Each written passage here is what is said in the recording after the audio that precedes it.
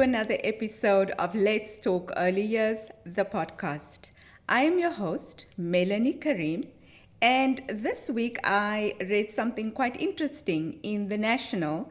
The Abu Dhabi Stem Cell Center put out a statement saying that digital addiction is a growing but unrecognized health issue. This as they opened the UAE's first digital detox clinic for children. Concerning, yes? In studio with me today, Nicole Plumridge, behavior analyst, chatting to us about the connection between screens and behavior. Welcome in studio, Nicole Plumridge. Thank you. Thank you for having me here. Very excited. Yeah. Very excited to be here. Nicole, tell our community, who is Nicole Plumridge? Yes, exactly. So I'm Nicole Plumridge, and I'm a board-certified behavior analyst. I've been working in the field of applied behavior analysis for over 10 years now, and I feel like applied behavior analysis is quite a fancy technical term, but essentially what's at the heart of ABA is we study and understand behavior patterns. So we want to understand why certain behaviors are occurring and then how to facilitate positive behavior change. So that's been the core of my work over these past 10 years, and I'm very excited to be doing these sorts of collaborations and more kind of like outreach in the community just to disseminate this information more, make it more accessible. And yes, I'd really like to thank you for creating this container and this space and place to have these important discussions. Thank you. That's so kind, Nicole. We know each other from a while back. You do exactly. teacher training, Exactly. but there's also something very interesting that you do. Yes. Share with us. Of course. So yes, I have my BCBA side, and I'm also a writer. So I write books. I have 2 fiction books and a poetry book out.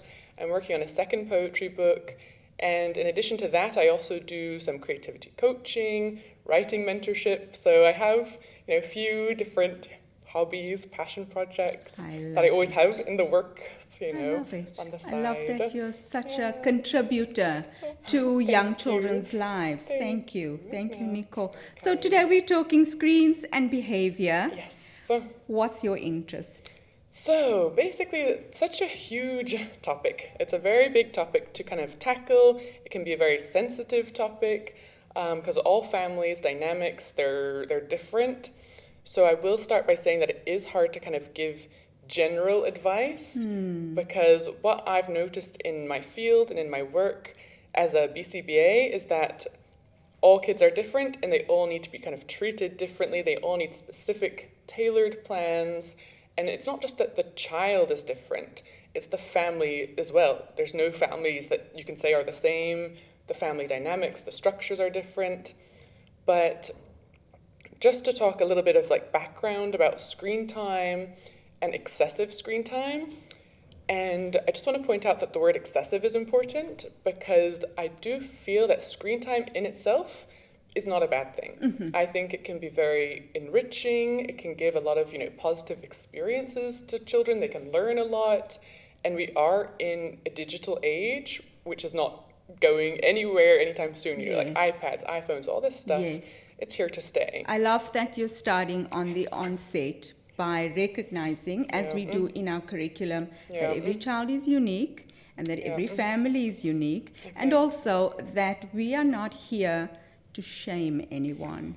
Exactly. Yeah, Exactly. I so often meet the parents or the nannies in the morning dropping off the little ones at the nursery, and the children are on their screens, and I see them cringing when they see me. I see them feeling so ashamed. And I say to them, just as you're saying, that digital technology is not going anywhere. Exactly. It's how we manage 100%. it. Yeah. 100%. So Nicole, let's talk about why it's important to manage yes, and I our think time on the screens. Exactly. That's the important, focal point, because like you said, it's not about judgment, it's not about shaming anyone. This is a judgment-free zone. Raising children is a difficult task. It's a huge task in itself. Yes. But yes, talking about excessive screen time and why it's important to manage. So I'm just going to talk a little bit about the actual brain. So I'm not into neurology, I'm not a neuroscientist or anything, but there's basic knowledge that I do have, which is basically excessive screen time does rewire the brain. It does desensitize the reward system, which is all related to dopamine. And when children are able to access, this instant hit of dopamine really quickly, the second, they open an iPad, they're essentially getting this dopamine hit. Mm-hmm. The difficulty there is that this desensitizes them to other things in their environment. Because other reinforcers, other play items, other, interactions in games, they kind of lose their value because they cannot compete with the level of dopamine that the kid is getting from, let's say, the iPad. So while it's not necessarily a discussion of how do we eliminate the iPad, how do we eliminate the screens, I really think the discussion needs to be how do we still ensure that we're incorporating the other activities into the child's life with the iPad. Right. With a moderated time frame, maybe they get 30 minutes on the iPad and then we encourage, other play. So I think that's where the discussion needs to be. It's not about eliminating screen time and iPads, but it's about integrating it in ways which are healthy so that the child learns, okay, the iPad maybe is this immediate hit, this reinforcement, this immediate fun, but I can also access that from a board game, from Legos, from Play-Doh. So it's just a matter of ensuring that they're still exposed to these other sources of activity. Very interesting and profound. So Nicole, what are some of the behavior challenges that you're seeing more frequently these days in the clinic where you work? So this is a really good question. And because I've been in this field for now over 10 years, I've kind of been able to see how the screen time has also developed. And something that I've been seeing a lot now is issues related to instant gratification. Right. You're talking about that dopamine hit. Exactly. That dopamine hit equals instant gratification. It's that immediate, oh, this is fun, I'm enjoying this. So I see issues relating to this because what happens, again, I'll go a little bit more into the brain stuff, is that the brain is very general. It generalizes things. So as adults, as children, we don't have to learn a million different rules for the brain to generalize something. I'll put this in an example. So if I'm at a crossroad, I don't need to learn that I need to be careful of a red car that's moving. I don't need to be careful also of a white car, of a blue car. The brain generalizes things. So it's I know that any fast-moving object, whether it's a car, a bike, a truck, I need to be careful. So the brain will generalize that rule. So I don't need to learn everything individually.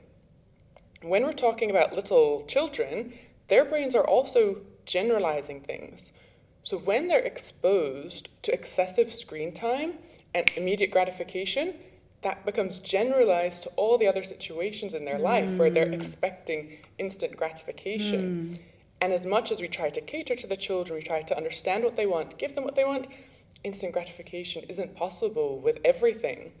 So I see that children have difficulty, waiting in line at the grocery store with their mother, waiting for things. If something's loading, they have a real hard time with coping with that. So This is so profound. This is so interesting. I don't know that even as educators or as parents that we're actually making that immediate connection between that dopamine hit that they become so used to and their general behavior outside or in the nursery setting. Exactly. Because it does translate to other, areas of their life. A lot of people think, okay, it's just the screen time. It's this isolated experience. Yes. Nothing in life is really an isolated experience. It all kind of feeds into other aspects and other, domains in their lives. Right. Are the behavior challenges you're experiencing? So there's a lot of behavior challenges regarding impatience, the inability to wait, kind of extreme tantrum behavior when things aren't going their way, when that instant gratification isn't there. Yes. Lots of challenging, flopping on the floor, crying, screaming, whining, the whole kind of package. And then it just becomes very difficult to de-escalate. Wow. And then you talk about overstimulation of the brain. Expand a bit on that for us, Nicole. Yes, exactly. So with all these gadgets and technology, they do tend to overstimulate the brain. So, it's very kind of like fast paced, there's a lot of action, there's all these immediate dopamine hits. So this leads to overstimulation. When a kid is up here, super excited and overstimulated, it's difficult to get them back down to a place of calm, relaxation. So it's when you turn off the iPad, the kid's still usually a bit wired and hyper and hyped up. So a lot of times it's also about managing the parents' and caregivers' expectations where that's expected. They are going to be hyped up. Right. So you need to gradually reduce them Right. with the activities that you provide Right. to that kind of more place of calm. And that can sometimes take time. So like a that transition. practical strategy I'm thinking, Yeah. and you can help me. If they were on their iPad, we could have a set time Yes, exactly. that they were using the iPad or the 100%. phone or the TV or whatever it might be. Yeah.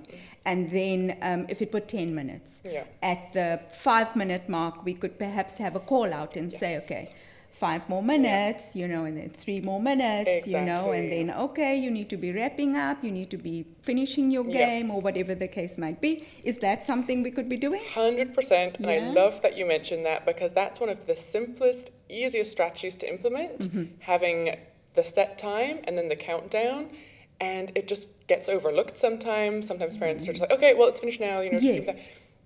But that's It's like kind an abrupt end to, it's okay. it's too abrupt, and we do need to take the kid, what they're doing, their feelings into consideration, where it's like, okay, we set the expectation. So I even say before giving them the iPad, tell them, okay, you have 10 minutes now to play. Even if the kid doesn't understand time, it's like a 2-year-old or 3-year-old, they don't understand what 10 minutes is. Yes. Still stating that contingency is important because it Yes. still sets something in their mind like, okay, this is not forever. Like Yes. there is an end time, even if I they don't like know that. it's 10 or 5 or whatever minutes, Yes. they don't know the duration. So stating the contingency before you give them the device, giving it to them, letting them play, and then just like you said at that 5-minute mark, start giving them that countdown, start reminding them, okay, this is ending. Because when you just take it, if you think about this from an adult perspective, imagine like you're replying to a comment or something. You're in the middle of like replying on Instagram and then someone just takes it without any warning. Annoyed we would be. Exactly. And then we're surprised, why is the kid suddenly having a tantrum? It's like they need that kind of, gradual wind down, warning time where it's like, okay, it's starting to finish now, wrap up, finish up your game. So I think that's a really good strategy that can help. Yeah, I love that. Nicole, you also speak about how these games are so stimulating. Very. Yeah, it's so much fun, and this brain is hyped up. Yes, Yeah, it so is. this fast pace and this dopamine, how is this affecting them in real life, like in real life play? How is this manifesting? So I think it's affecting in several different ways. I think it affects patience and impulse control. Right. So when they're seeing everything happening very fast, very quick action sequences, very quick, even like the music is very fast paced, and Yes. all of this can affect in the real life because the impulse control is usually weakened. So usually kids become more impulsive. They might even become more aggressive without necessarily meaning to like hurt or, without the intention there. But it's just part of that, they have all these emotions and all this energy, and it sometimes will come out in aggression. Sometimes the poor impulse control is an element. And then Wow, this is sometimes so as well, interesting. just copying the behaviors, that they might see in the screen, whatever it is that they're watching.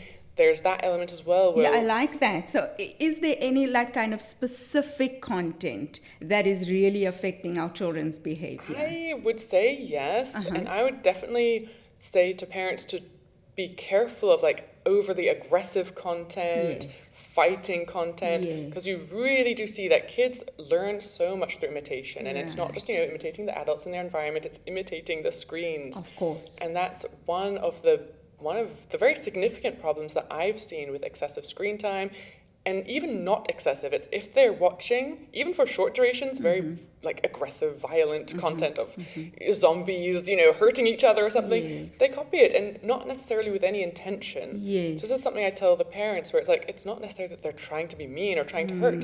They're just seeing something and they want to copy it. And then this relates to dangerous behavior. I've worked with children who've broken bones because they've seen someone jump from something, parkour style on buildings, and they'll just try and do the same. Yes. So this is something to definitely be very mindful of when it comes to the type Interesting. of Very content. interesting. Nicole, it's not all doom and gloom. No, exactly, not at all. What are some practical strategies for us as educators, for us as moms, as nannies at home, in the immediate environment of our children? What are some practical strategies that we can use? So I definitely think having fixed routines and schedules around screen time. So instead of having it be freely available throughout the day, whenever you want, there's the iPad, pick it up, having very clear rules, being able to follow through with whatever those rules are. So again, I can't necessarily say like, okay, here's a specific rule, have it, just 30 minutes before, lunch or something. It has to work with your family dynamic. But whatever it is that you decide, have that be a rule. So for example, it could be after the kid comes home from school, they have 30 minutes of screen time. Ensure to follow through with that, make it consistent, so that the child learns that it's just this, pocket, this little window of time where they have the screen. The things like the countdowns are also helpful.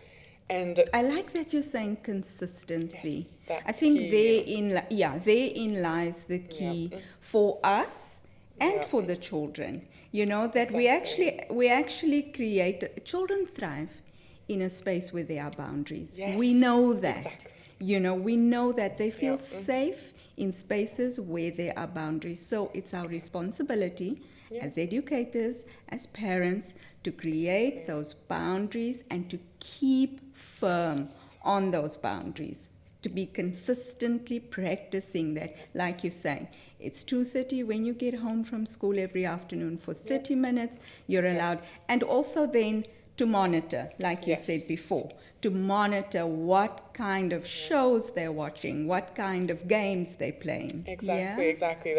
Both of those are so important. That structure is really important. They thrive with routines, good routines, and definitely the monitoring. So especially if they're young, having lots of like those restrictions in place, like, maybe they only access YouTube Kids. There's so much inappropriate stuff on the internet that you really do have to be on top of. So talk about that, please. How can we, I mean, if I'm cooking, if I'm in the kitchen, I'm cooking, and my little one's on the iPad, how do I ensure that, because I am a little bit distracted, right? While I'm cooking and my child's on the iPad, how do I ensure that they're not accessing, or for older children who may be sitting in the living room away from us on the iPad, how do I ensure?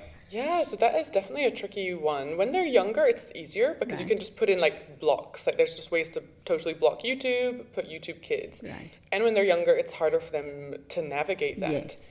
As they get older and they can, potentially override certain things, that definitely becomes more difficult. And I would just say it's important to just kind of do little check-ins. Like if you're cooking and busy, go in and just physically check in on them and just see what it is they're looking at. Yes. You can go through history. I always will recommend. I mean, I don't like to overstep boundaries when it comes to older kids, but as the parent and ensuring safety, you can, go through like their history and see.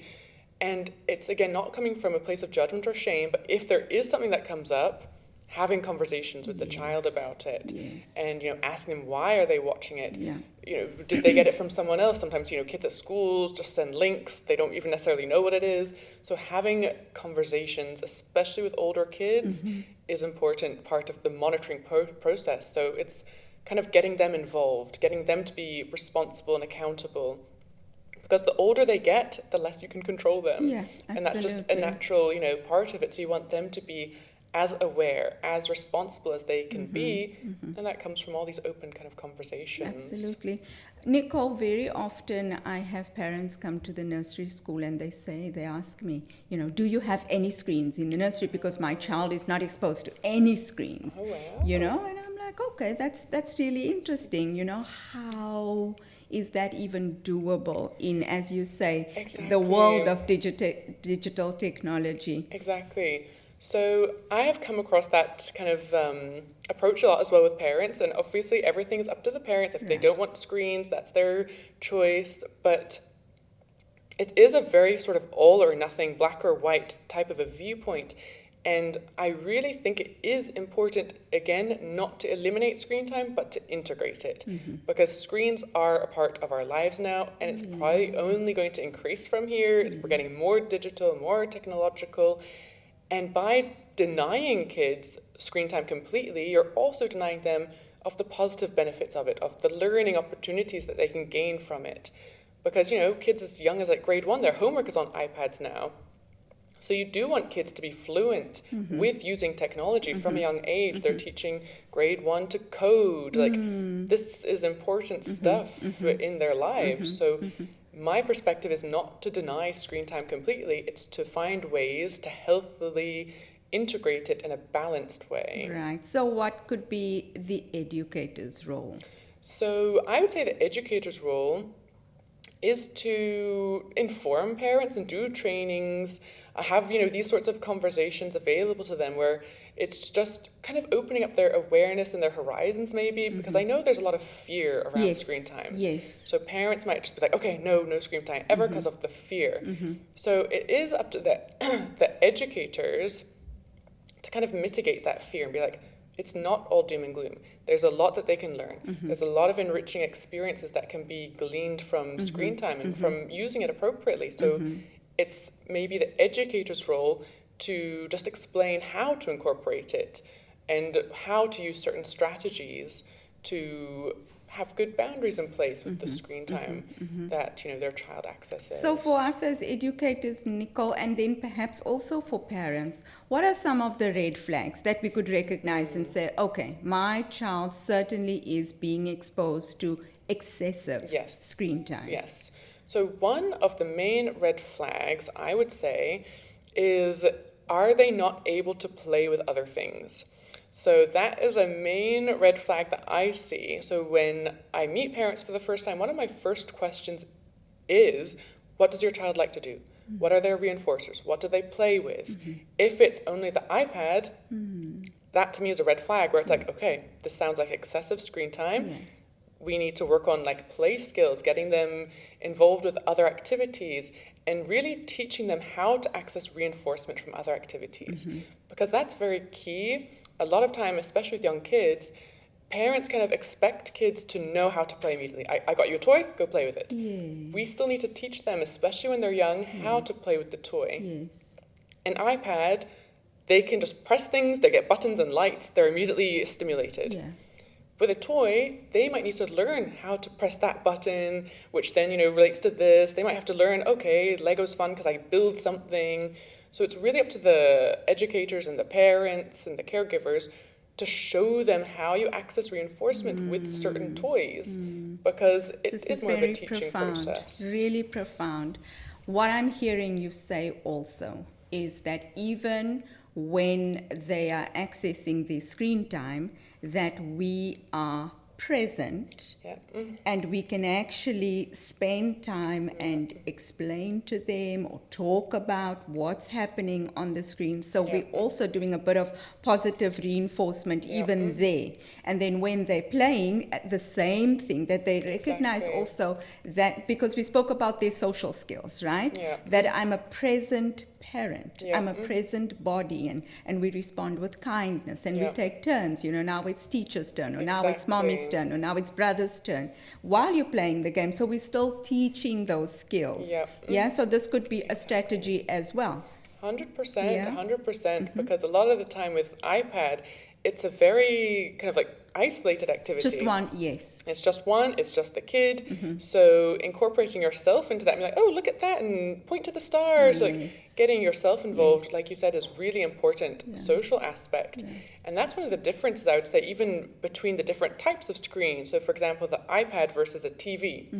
TV has a slightly more social element because it's kind of like exposed to everyone in the environment. Anyone can just like comment, oh, look at that. And the kid is also usually more aware of their surroundings when it's something like a TV, on the bigger screen. When it's something that's small, like a small like iPhone or iPad, their focus becomes very narrow. So they become less aware of their surroundings. It's less easy for people just to comment because, it's just this isolated thing to be like, oh, look what's happening here. Yes. So that's something to be mindful of when you're even just looking at the type of device your child is using. Very, very interesting. Really profound. See, I don't even know that we consider, that there are options, and again, Exactly. reflecting on you saying that it's not very practical to completely say no screens in your environment, because screens are everywhere, and it's such everywhere. a wonderful tool. Nicole, other red flags for us? So other red flags, I would say, are also to do with emotional regulation. So if the child is becoming very impatient, very angry, very frustrated very quickly, now I won't say that this is entirely like a screen time thing, but screen time could be playing a role into that. Because again, screen time puts a kid at a very stimulated place. So if a kid with excessive screen time is constantly in this very stimulated place, everything else is not stimulating enough. So they might be a bit hyper, they might be running around, they might have a difficult time focusing and directing their attention to things. Because they're used to being so overstimulated by something else, which is the iPad doing whatever it's doing. So that's another thing that I would look at. How is their attention? How is their emotional regulation? Are they able to cope with certain situations? And if they're struggling, it could be screen time that we look into. Nicole, when I opened, I spoke about the Abu Dhabi Center for Stem Cell Research having opened a clinic for digital detox for children. Oh, wow. Quite interesting. That is interesting. Do you know of any places in Dubai, any resources, any support groups that our parents and our educators can access? Yeah, so I'll have to think about that. That's the first time when It was you mentioned it. in the national. About, it was announced this week. So really quite interesting. That is and very interesting. a little bit scary. I know, exactly. That we've actually reached this level. Yes. So I always advise parents to not feel that they're alone. There are communities. There's WhatsApp groups, Instagram. I would say really check out which Facebook groups, WhatsApp groups. Follow certain Instagram handles to just educate, broaden your horizons, raise your awareness. And in a lot of these groups and a lot of these spaces, there's a lot of recommendations where it's like, you're struggling with behavior. Here, this is someone that I know. Yes. Try, on the ground, yes. So I would say really try to integrate yourself into your community, not feel like you're dealing with this alone, and really talk to your school or your nursery, ask if they're doing trainings, because so many places now are doing a lot of parent trainings, outreach, collaborations. So I would say really try to look for where these are happening. Listening to these sorts of conversations are really important I do believe aspects. the parent and educator partnership now more than ever is so important, where we can definitely analyze our children's behavior, raise our hands when we see, like these things that you've mentioned, these symptoms, if you may, of excessive screen time. Nicole, last words. Yes. Last words. So I do have some last words here, which I feel is sometimes advice perhaps which is overlooked. And I say it's very important for you as the parent, caregiver, role model to really pave the way by demonstrating the behavior yourself of, what it is you want your child to see. Like, you are the role model. If you're constantly on your phone, what can you expect your child is going to want? Your phone. If you pick up a paintbrush and a canvas, your child is going to come up to you. Young children are very curious. They're very observant. If they see you doing something that looks fun, whether it's painting, reading, writing, whatever it is, they're going to come up and be curious about it. Even if there's like an iPad sitting there, because they're seeing you're engaging in something, you're interested, you're having fun. So my advice is to really try to lead by example. Notice yourself when you're on your phone too much. Notice yourself when you can put it down and engage in something else. And you can even incorporate this into like your family routine. Perhaps every evening from like 7 to 7:30, it's creative playtime where everyone just like picks up a hobby. Everyone puts away their phones and devices. So really incorporating things like that is so important, and being the role model, leading by example That's for your simple, child. that's practical, that's doable. Yeah, exactly. Yeah, Yep, I hope Nicole, so. Yep. where can our community find you? So yes, so as we're kind of saying at the beginning, I feel my online presence is a bit scattered. I have my author handle, so I'm author Nicole Plumridge on Instagram. I also have my creativity coaching handle, so that's Nicole Creativity Coaching on Instagram. So yeah, you can find me through those platforms. And even though it's catered towards like creativity and writing, I am more than happy to have these conversations and talk about children, facilitating behavior change. And so yes, I'm available there. Thank you so much, Nicole. It has been an interesting course. conversation. Thank you just for being just so practical, and Yep. just so relative. Sometimes it can seem like something so far away. It can seem like pie in the sky for us as educators, as moms and dads. We just want to know, how can I fix this? Yeah. Who's going to Yeah. help me? So thank you. Of course, Thank you. of course. Thank I'm you. so glad. Yep, so glad to have been any help, and if it's practical, doable, I'm really glad to hear that. And reflecting on the importance of those parent and educator partnerships in addressing digital addiction. There's absolutely no doubt that screen addiction is affecting our children's mental and physical health, and at the same time their social skills. This is Let's Talk Early Years. If you've enjoyed our episodes screen weekly on Apple Podcasts, on Spotify, and YouTube. Of course, I know you're going to be following along on Instagram. See you next time.